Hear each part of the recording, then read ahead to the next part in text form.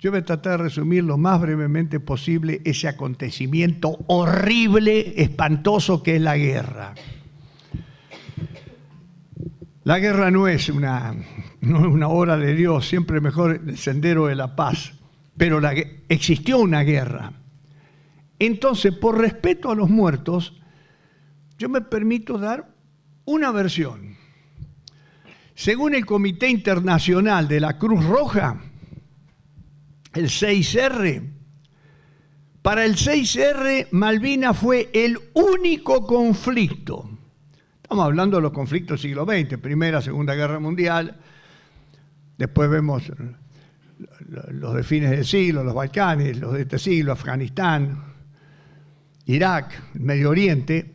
Malvinas fue el único en que, según fuentes británicas y argentinas, puedo dar fe yo en eso, pero sobre todo el Comité Internacional de la Cruz Roja, en que se luchó con notable respeto a las normas morales de la guerra, al respeto al derecho internacional humanitario, a los usos y leyes de la guerra, a la Convención de Ginebra.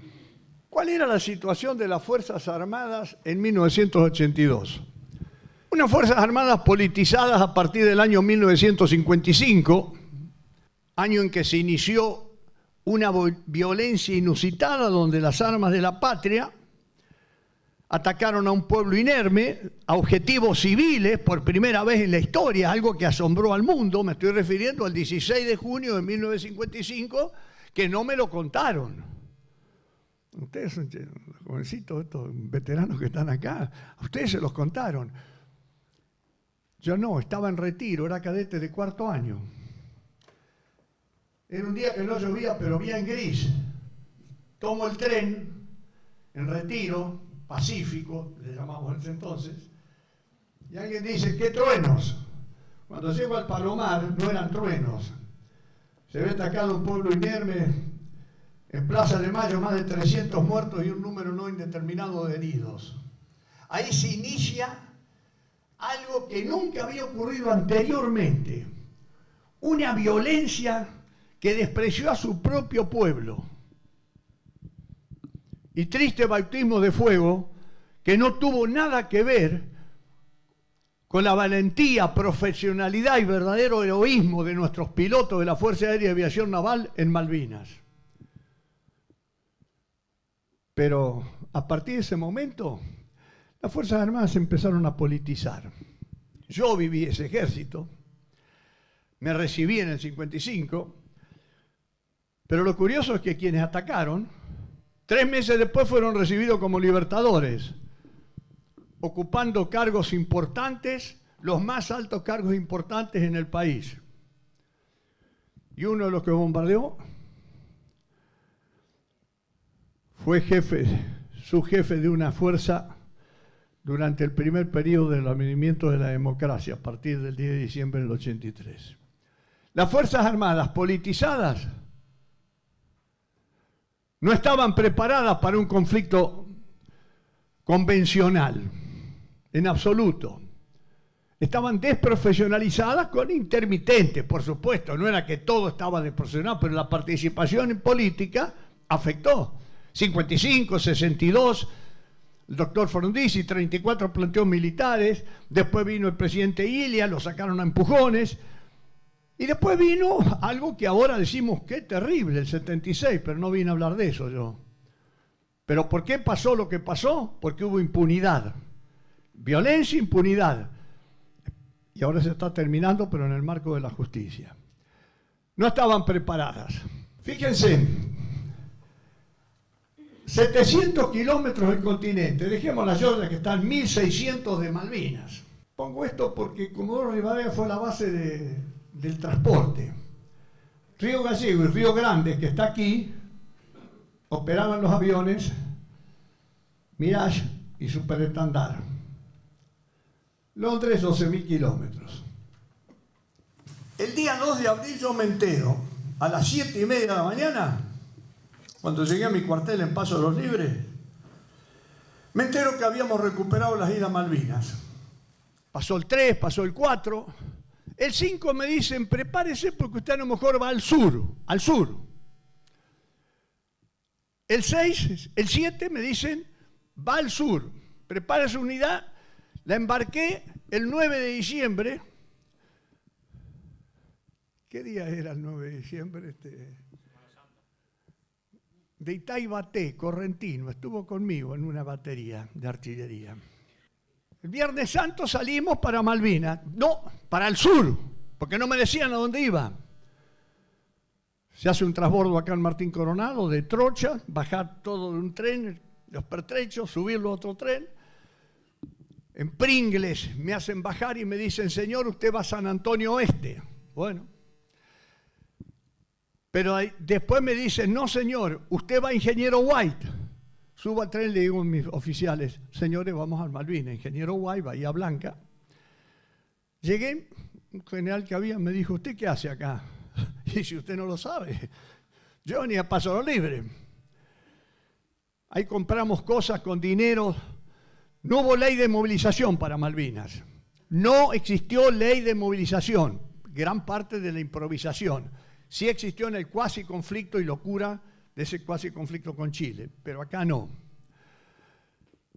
Llego a Malvinas el 12 de abril, 13 de abril. ¿Viste? Si me equivocaba. 13 de abril, 3:30 de la madrugada. Era un martes 13, correcto. Puerto Argentino. Esto se había iniciado la crisis de la Georgia, ustedes recuerdan, en 1982, el desguace de la factoría esta. Ahí se inició una crisis. Parte de la crisis es el 2 de abril. Parte de la crisis, en una crisis puede haber operaciones militares limitadas. Se recuperó Puerto Argentino. Y era fácil. Ahí se le puso, navegó la flota, todo se le puso, había 100 infantes de marina, 90, 100 infantes de marina, con escaso armamento, y algunos civiles armados de los isleños. Esta operación se hizo. Euforia, plaza, la incapacidad de la estrategia nacional, que es estrategia nacional, ¿quiénes eran? La Junta Militar, Canciller Costamente. La historia se hace con nombres y con nombres. Si no damos nombres, no. Esa es la estrategia, la gran estrategia nacional. Y dijeron, no, señores, va a haber dos supuestos. El Reino Unido no va a reaccionar, va a ser todo diplomático y además, si no, nos va a apoyar a nosotros, Estados Unidos, o va a ser neutral Estados Unidos, lo cual demuestra una sustancial incapacidad de los miembros de la Junta Militar, Galtieri, Anaya, Lamidoso y Nicanor Costamente, fundamentalmente. Ninguno de estos dos supuestos se dio porque era desconocer la historia de esos pueblos y la historia de las guerras. El 3 de abril se produce esta resolución 502. En mi opinión, es una opinión más. Todos pueden tener otra opinión. Yo la respeto, el disenso debe enriquecernos, no enfrentarnos, como lamentablemente a veces vemos.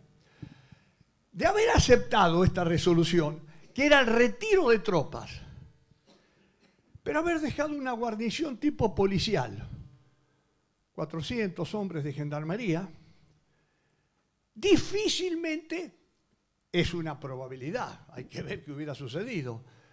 La reacción no podría haber sido la misma, porque nosotros cumplíamos con retirar tropas, dejar ahí una guarnición policial para seguridad.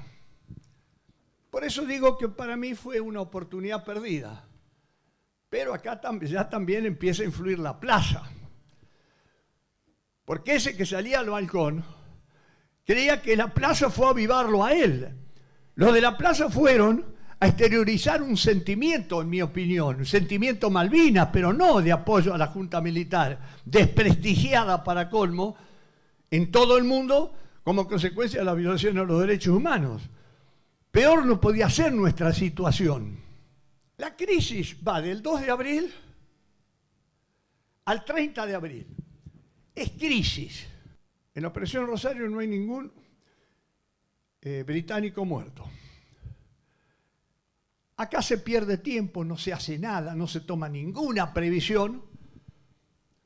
¿Sabe cuándo nos entregaron a nosotros los abrigos esos que ustedes cuando ven por televisión ven?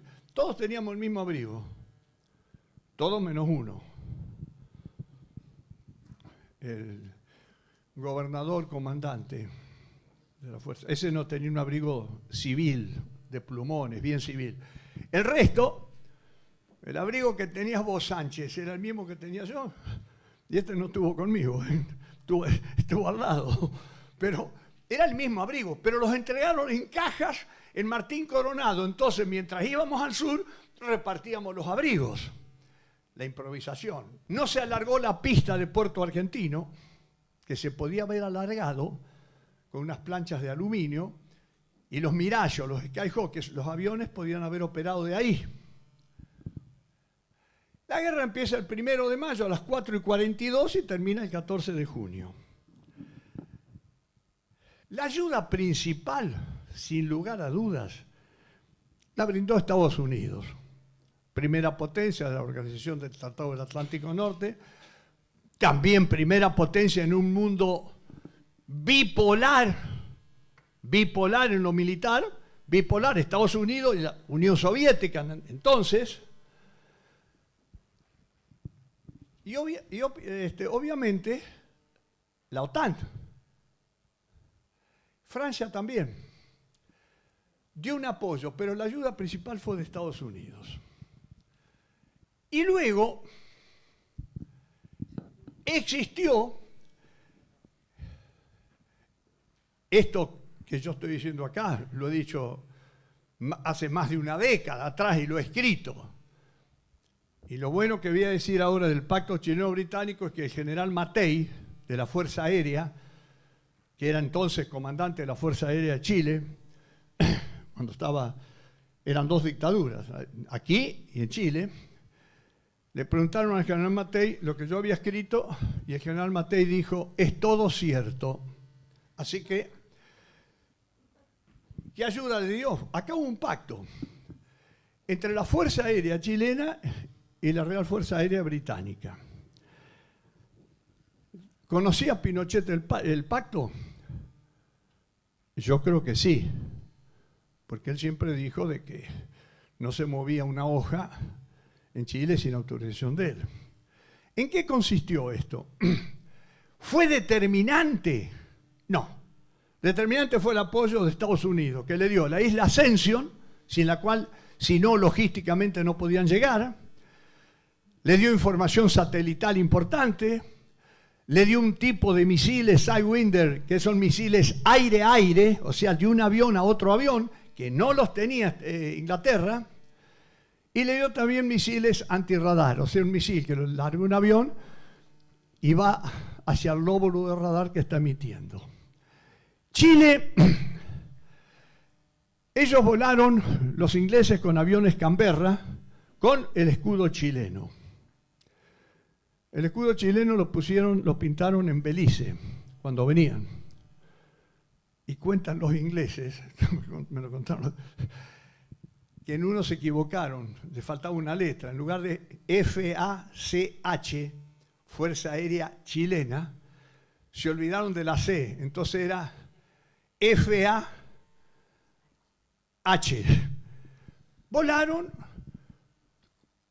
ingleses en aviones ingleses con el escudo chileno. Dieron información también de salida de nuestros aviones del continente. Fue importante, pero no decisiva esta ayuda. Todo lo que yo he dicho en los libros sobre esto me he guiado por fuentes británicas y fuentes chilenas. Así que no es nada emotivo. Esto es gracioso. Uno de los principios de la conducción, principios de la guerra, vean, desde antes de Napoleón, de la época yo creo de Alejandro, pero vamos a venir más acá, Napoleón, ¿no es cierto? Recuerden, Napoleón fue derrotado en 1815. Uno de los principios de la unidad de comando. En Malvinas hubo todos estos comandos, pero más. también todos estos comandos.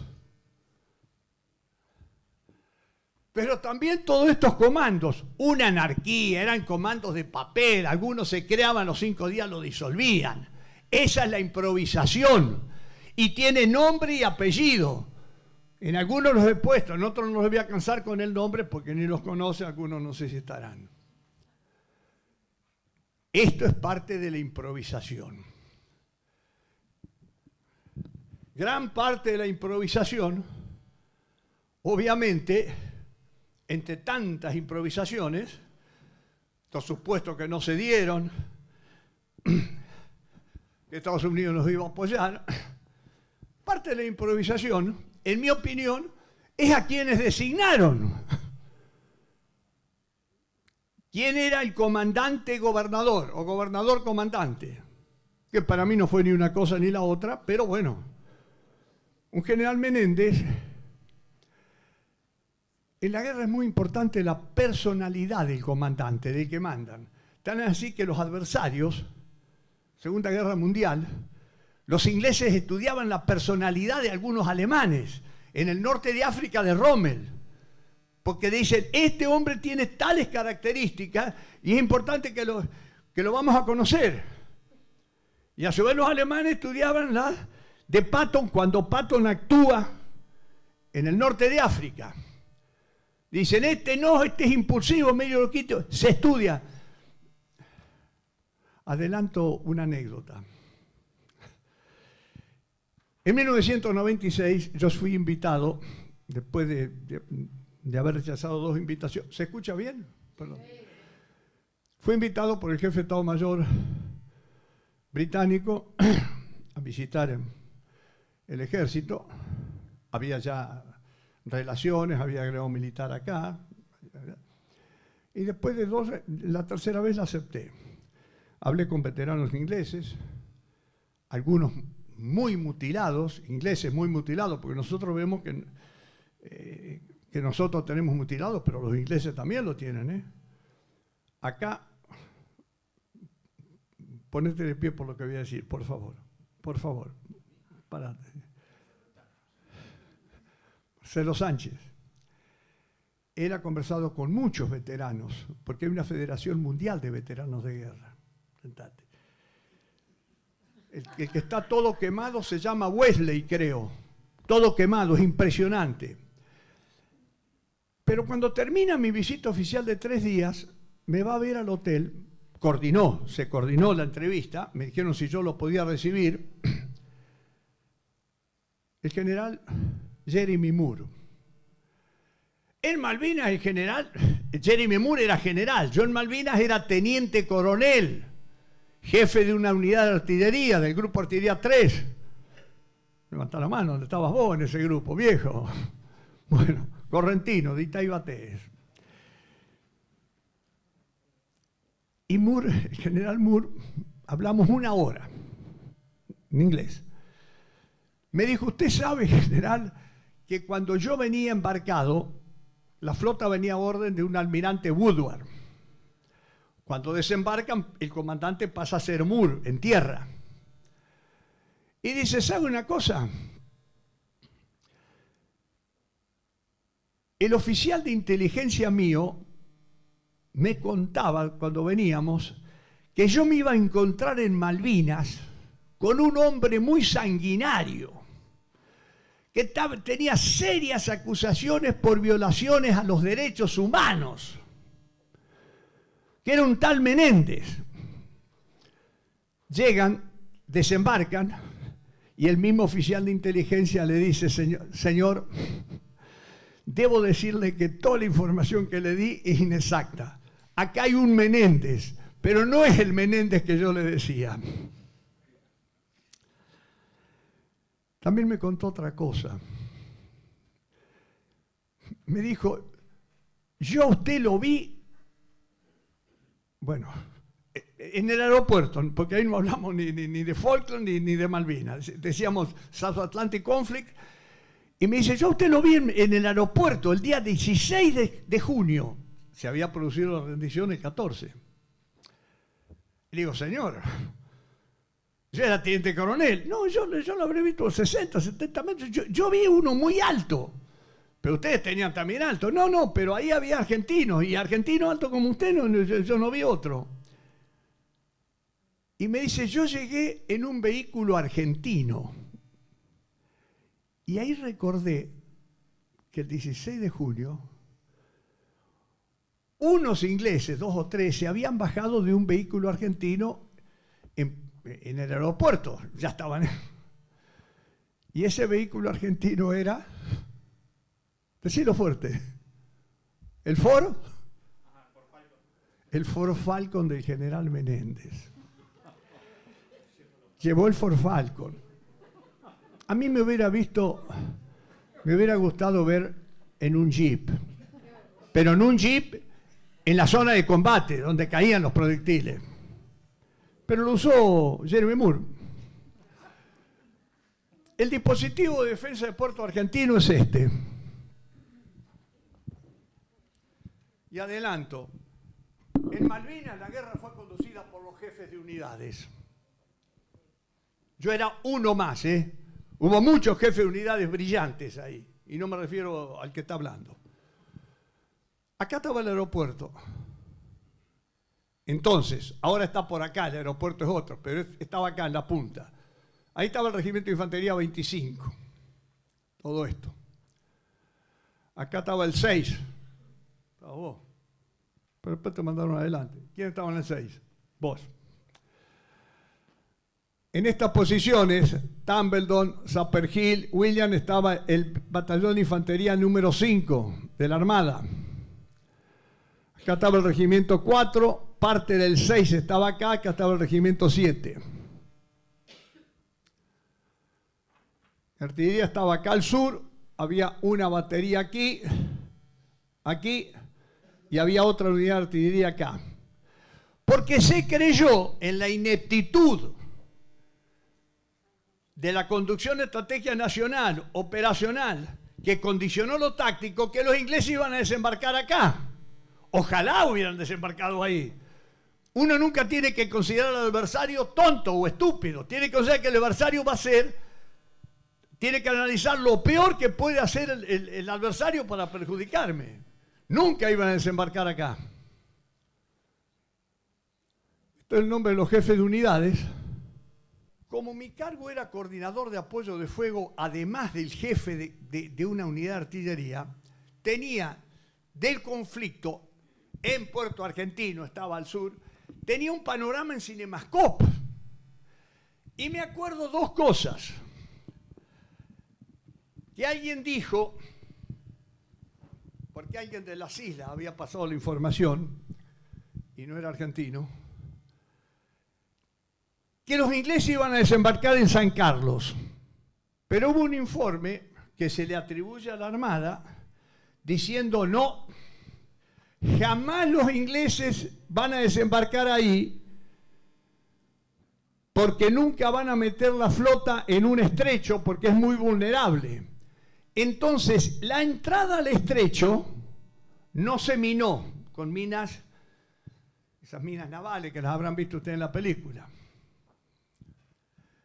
¿Sabe dónde desembarcaron los ingleses? En San Carlos. La historia de guerra, en el año 44, la invasión a Europa, le dijeron a ese monstruo alemán, los aliados van a desembarcar por Normandía.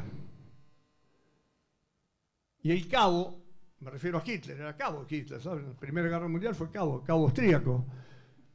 Hitler dijo, nunca van a desembarcar por Normandía, yo tengo información, van a desembarcar en el canal, donde el canal es más estrecho, Dover-Calais. Esa prueba, ¿vieron? El cruce del Canal de la Mancha se hace por ahí, de Dover a Calais. Nunca van a desembarcar en Normandía. ¿Por dónde desembarcaron los aliados? Por Normandía. Acá también no se minó. Menéndez, el general Parada que estaba allá, otros más, todos los que estaban en el continente tenían que saber que para combatir en una zona insular, en islas, son necesarios dos condicionantes para tener la más mínima posibilidad de éxito. Tener control del mar o dominio del mar y dominio o superioridad aérea en la zona. ¿De quién era el dominio del mar? Totalmente británico, porque nuestra flota de mar se sustrajo al combate y ni siquiera intentó disputarle el espacio marítimo a la flota inglesa. Nuestra armada combatió muy bien, con un batallón de infantería de marina, número 5, que trabajó codo a codo conmigo los últimos días, artillería con infantería, y muy bien con la aviación naval. Aviación naval. La mayor cantidad de tonelaje hundido lo hizo la aviación naval, con el sistema de armas ese super estándar Exocet. Y combatió con el batallón de infantería 5, pero no con la flota. También dijeron que el crucero, General Belgrano, iba a estar en Puerto Argentino. Estábamos todos contentos, fondeado acá para aprovechar el alcance de los cañones y la sombrilla antiaérea con misiles. Pero sin embargo no estuvo en Puerto Argentino, lamentablemente. A partir del 1 de mayo hubo un cerco aéreo y también un cerco marítimo. Y a partir del 8 de junio, ahora vamos a ver, producido el desembarco acá, se produce el estrangulamiento sobre la posición principal, que es esta, un cerco terrestre. Una batalla de cerco perfecta. ¿Cuáles son las principales acciones? En la isla de Borbón. Acá había unos aviones pequeños, algunos monomotores o bimotores, como 11 aviones. Era una pista de tierra improvisada. La vigilancia que estaba fue sorprendida y esos 11 aviones fueron destruidos el día de la noche del 15 al 16, 11 aviones por el Special Boat Service, con granadas de mano lo destruyeron de noche, granadas de mano. ¿Por qué? Porque la guarnición estaba distraída. Otro acontecimiento importante es el 21 de mayo. ¿Dónde desembarcaron? Donde decían que no íbamos a minar con minas la entrada del canal porque los ingleses no iban a poner ahí la flota. La pusieron ahí y desembarcaron.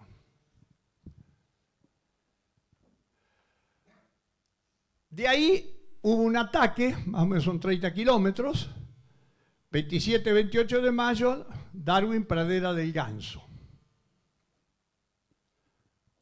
Le estoy sintetizando toda la guerra, ¿no?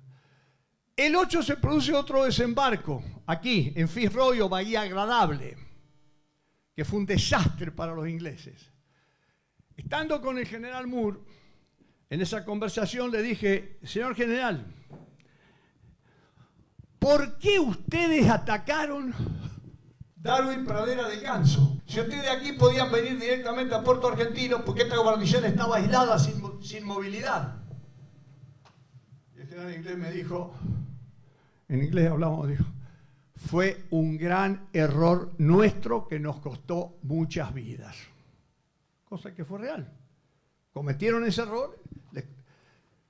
Y le dije, ¿por qué desembarcaron acá en Bahía Agradable? Porque los soldados esos no estaban acostumbrados a caminar, me dijo. Y en lugar de caminar, se optó por desembarcar ahí porque así caminaban menos. Esa fue la tarde más negra de la flota. El 8 de junio a la mañana, fue el 8 de junio, sí, un observador adelantado mío, que estaba con el batallón de infantería marina número 5, me dice por radio, apenas se disipa una bruma, yo veo movimientos de helicópteros en zona, en dirección a Bahía Agradable. Veo movimientos de helicópteros y al parecer hay uno o dos barcos. Informo yo a mi comando, que era Joffre, señor, me acuerdo que Joffre dice, pero en serio, y le digo, yo no estoy ahí en Bahía Agradable, pero el que me está diciendo los está viendo. Era un asolador adelantado de artillería mío. Se dio una novedad del continente, vinieron los Skyhawk y fue un desastre, 2 buques hundidos y fue, dicen, el día más negro de la flota. Y le dije, ¿por qué lo hicieron? Otro gran error, me dijo el general Moore.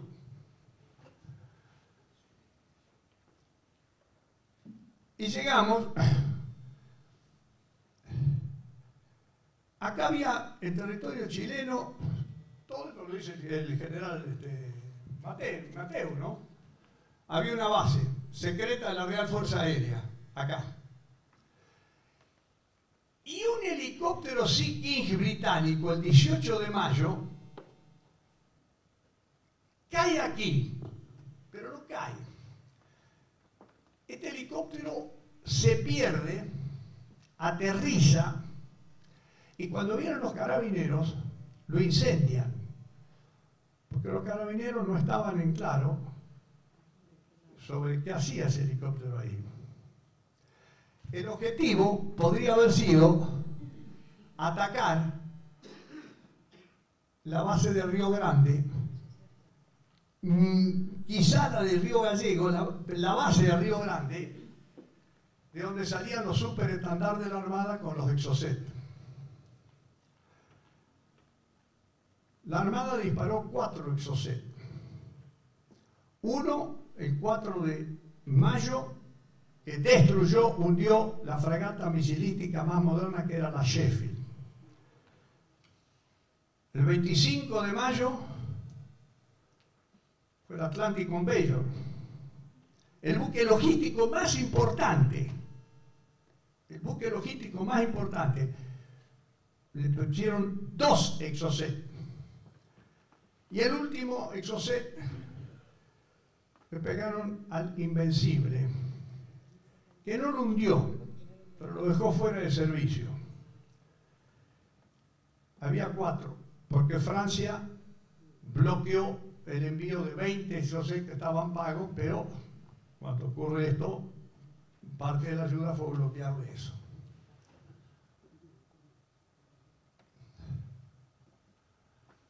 La aproximación final,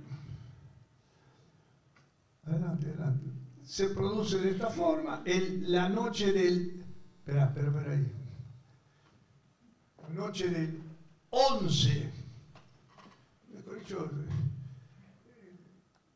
del 11 de junio, lo inician a las 10:30 de la noche, el ataque a Monte London.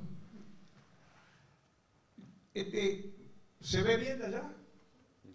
Monte London, porque Pendorcho no. Monte London. En Monte London ocurre algo, fue uno de los 3 combates más grandes. ¿Saben? Se llegó a la lucha cuerpo a cuerpo, que es muy inusual en el combate moderno por los adelantos tecnológicos. El cuerpo a cuerpo sí se da en Vietnam por el ambiente geográfico particular, selvático. Pero en este tipo de conflicto fue inédito y se combatió cuerpo a cuerpo. Murieron muchos ingleses y argentinos. Atacan 2 hermanas. ¿Vos estabas en 2 hermanas o ya te habías ido? ¿Se habían ido? No, todavía estaban. En 2 hermanas. Dice 2 hermanas porque es un cerro que tiene como 2 tetones. Entonces le decían 2 hermanas. Two sisters. Y Monte Harrier. El Monte Harrier, y lo dicen los ingleses, se rinde el regimiento 4, pero a la cabeza del 4 se rinde un teniente coronel Soria, que fue al combate dejando en la guarnición un hijo con una enfermedad terminal, y en esas condiciones fue a combatir el teniente coronel Soria. Como otro teniente coronel de artillería, no sé yo, otro teniente coronel, que fue seriamente disminuido al combate. Estando en el campo prisionero de guerra, los ingleses lo vieron y lo evacuaron enseguida. Dijeron, qué barbaridad en estas condiciones. Y estuvo y combatió. Y era un teniente coronel. Sí. Caen esas posiciones. El 12 de junio se combate. Ya, ahí sí, ya de día y de noche. Todos los fuegos de artillería eran nocturnos, menos el 12. Todo el día 13 de junio. Y entre paréntesis, para ustedes, este último 13 de junio no recibí nada, porque es mi cumpleaños. El 13 de junio cumplí 48 años y el 22 de abril había nacido una hija mía, después de 3 varones. La conocí a los 3 meses. Se producen los combates más intensos todo el 13 y la noche del 13 al 14, que mi unidad trabajó con el batallón de infantería marina número 5 en su repliegue. Toda la noche se combatió. Y si se combatió, combatieron soldados. Ellos son soldados. Combatieron suboficiales, combatieron oficiales.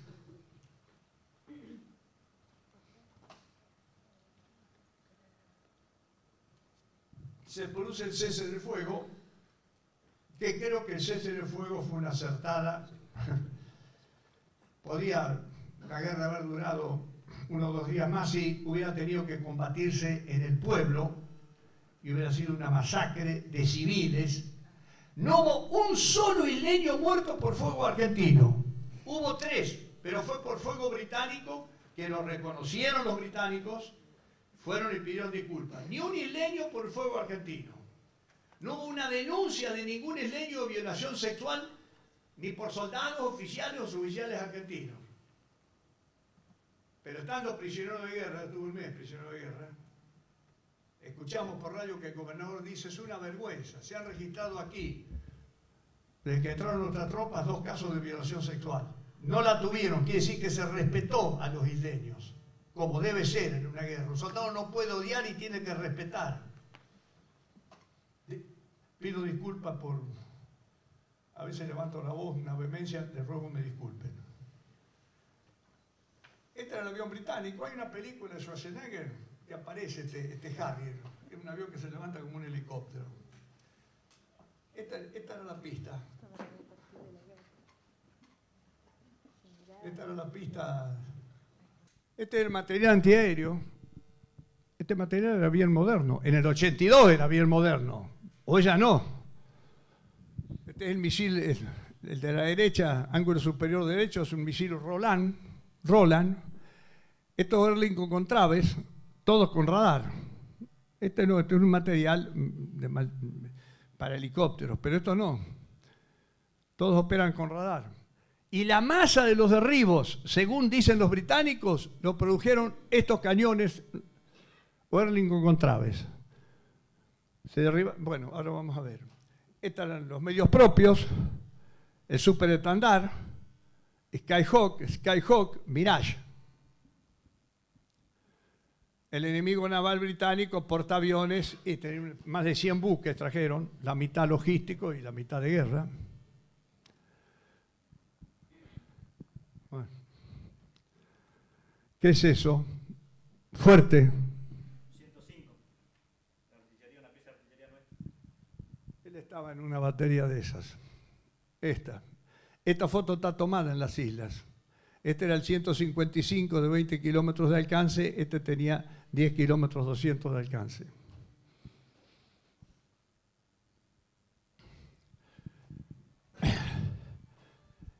La guerra no es lo que se ve por televisión, el portaaviones, el tanque, el avión. La guerra es muerte, es destrucción, son mutilados, son huérfanos. Pero eso no lo muestra la guerra, no lo muestra la televisión. La mitad de estos, prácticamente 323 creo que fueron en el Belgrano.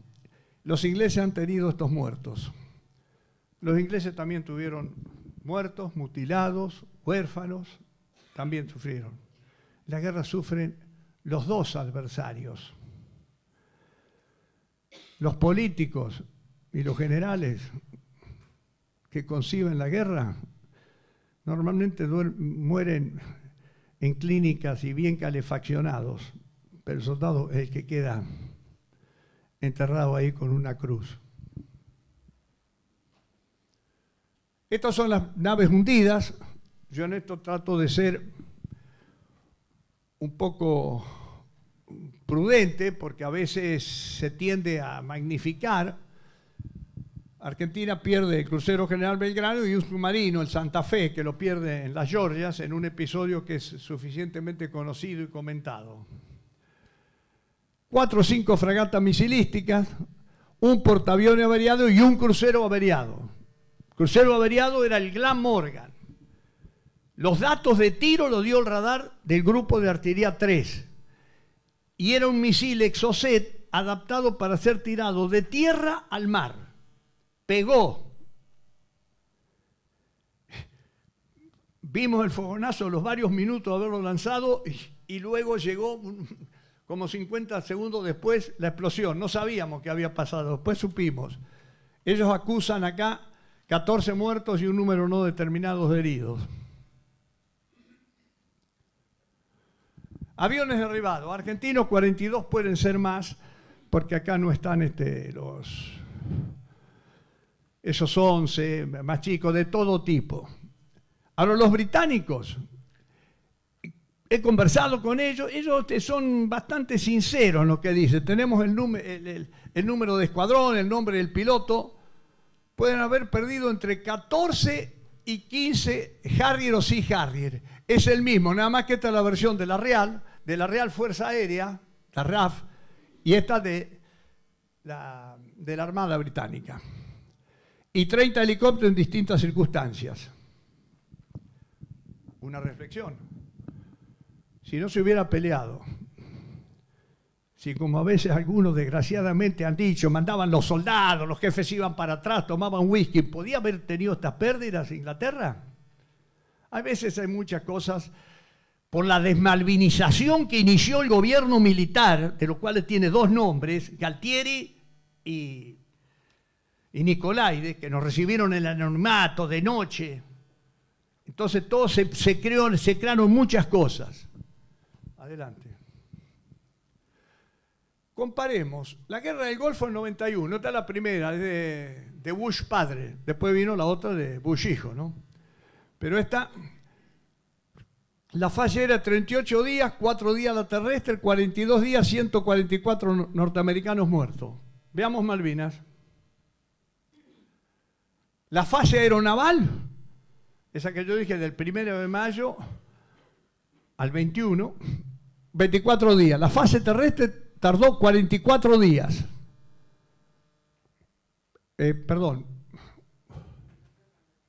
24 días. En total casi lo mismo, con 250 a 350 muertos ingleses.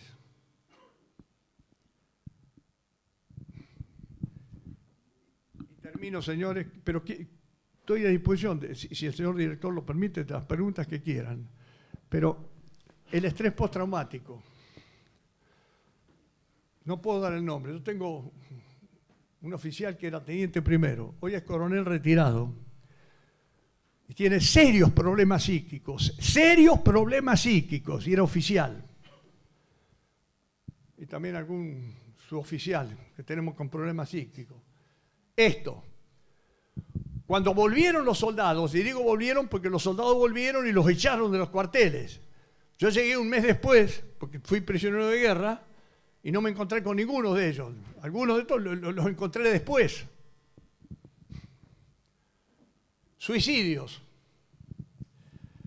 El número de suicidios es difícil de determinar porque se maneja sin registros muchas veces fidedignos. Se habla de 250, 270, nuestros. Pero ¿saben cuántos suicidios tienen los ingleses? Un número similar. La guerra no la gana ni el que la gana. Pasa. Afecciones psiquiátricas. Segunda Guerra Mundial, Corea, Vietnam, Malvinas. Fíjese qué parecido Reino Unido nosotros. ¿A por qué tiene 60%, 5 en Vietnam y 60%? Porque hubo un año y medio donde en Vietnam tuvieron el problema de la drogadicción entre soldados y eso incrementó las afecciones psíquicas.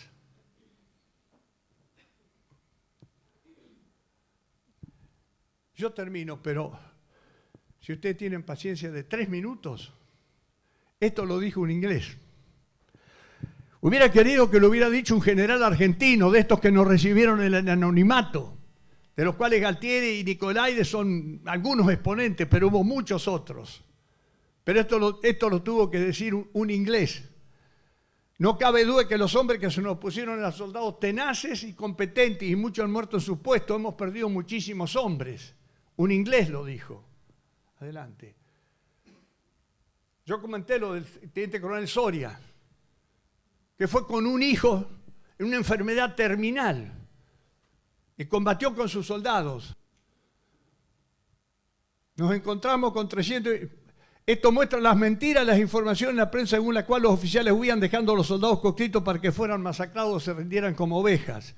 Oficiales y suboficiales se batieron duramente. Lo dice un inglés que respeta como nosotros respetamos a ellos. Sobre la infantería.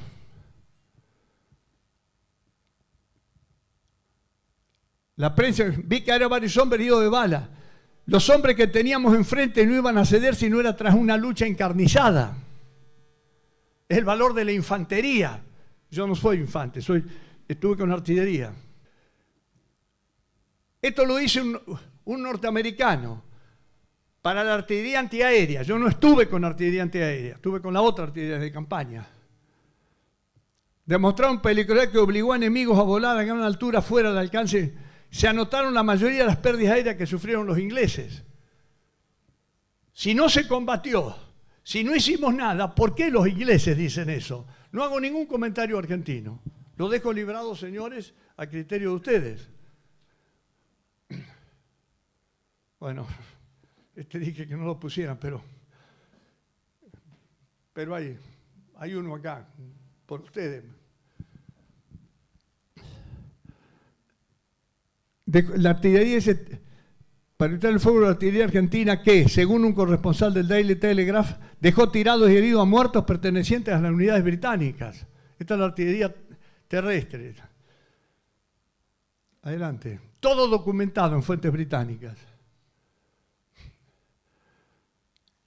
Los Gurkhas, mientras leen esto, los Gurkhas no fueron sanguinarios, que degollaban, todo eso fue la pésima acción psicológica que se manejó desde el continente, de las oficinas de ineptos que hasta manejaron mal la acción psicológica. Los Gurkhas son nepaleses, ni entraron a Puerto Argentino. Y es más, yo después conversé con Gurkhas en misiones de paz. Sufrieron mucho y tuvieron muchas bajas los Gurkhas. No fueron asesinos. Acá dice, del 13 al 14 de junio, 6 horas tuvieron que permanecer en un campo minado bajo el fuego de la artillería. Lo dicen estos dos británicos que, evidentemente, este libro está escrito por norteamericanos.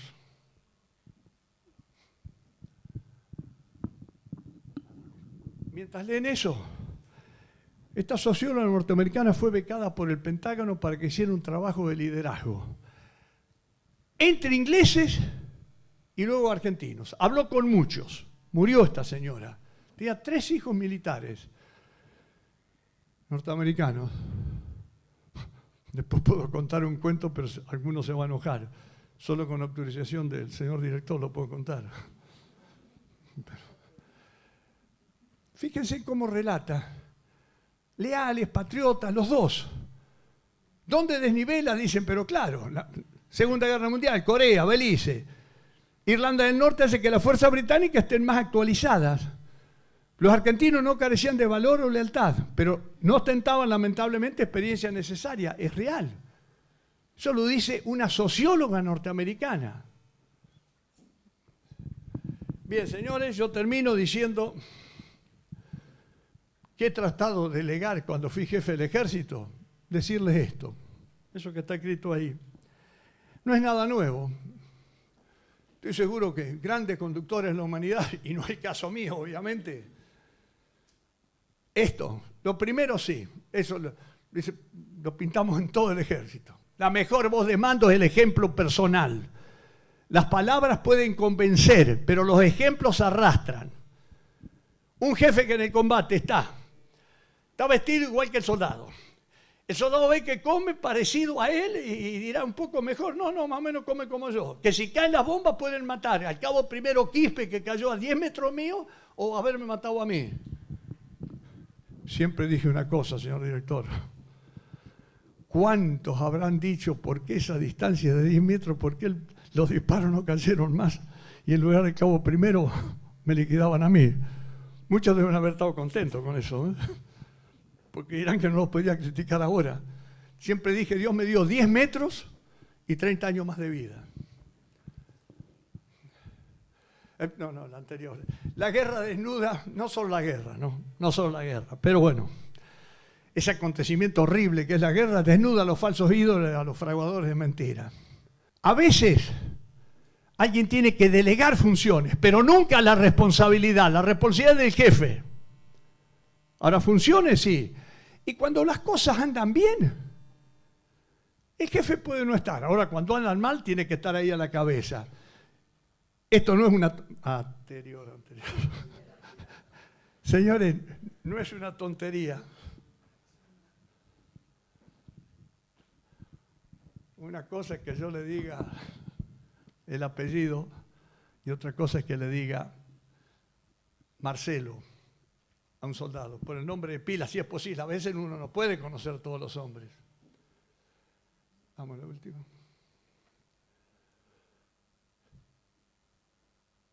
Un abrazo a un soldado vale más que 20... No nombrar nunca incapaces u obsecuentes. Desterrar el obsecuente o el incapaz, sobre todo en la guerra, porque en la guerra mueren hombres. Me arrepiento de algo, de muchas cosas. El otro día lo dije. Entre las tantas cosas que yo me arrepiento es de no haber abrazado más a mis soldados. Los abracé y lloré con algunos de ellos el 14 de junio. Pero dije, ¿habré abrazado lo suficiente como se lo merecían? Hoy es tarde ya. Y acá el jefe debe estar siempre en lugar de los acontecimientos. Cuando andan malas cosas, cuando andan bien puede delegar. Señores, una cosa es lograr la victoria militar. Y lo más importante, la gran estrategia es ganar la paz. Esa es la que tiene que estar en el corazón de los hombres. Dale.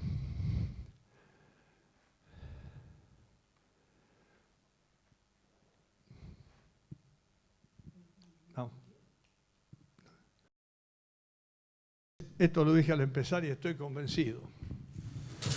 Un militar cumple mejor la función cuando gana la paz que cuando hace y gana la guerra. Lo que he dicho, señor director, señoras, señores, es una opinión de lo que vi, olí, sufrí. Y lo cuento por el respeto que tengo a todos los muertos de Malvinas. Respeto que lo tiene la sociedad argentina. Que no lo tuvieron los que nos recibieron en su momento. Y se inició una desmalvinización hoy superada. Señor director, muchas gracias. Muchas gracias.